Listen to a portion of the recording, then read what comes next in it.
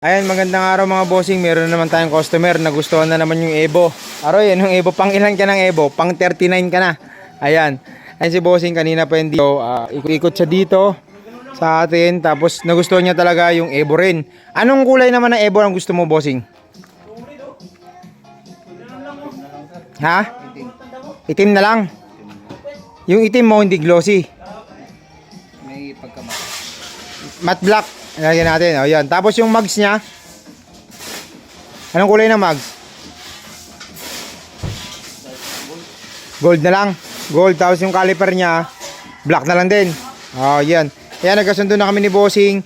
Yung unit niya, saan pa dadalhin, boss? Bang Bicol pa, no? Taga Bicol ka? Diyan ka sa ano ngayon, Marikina. Pero probinsya mo, Bicol.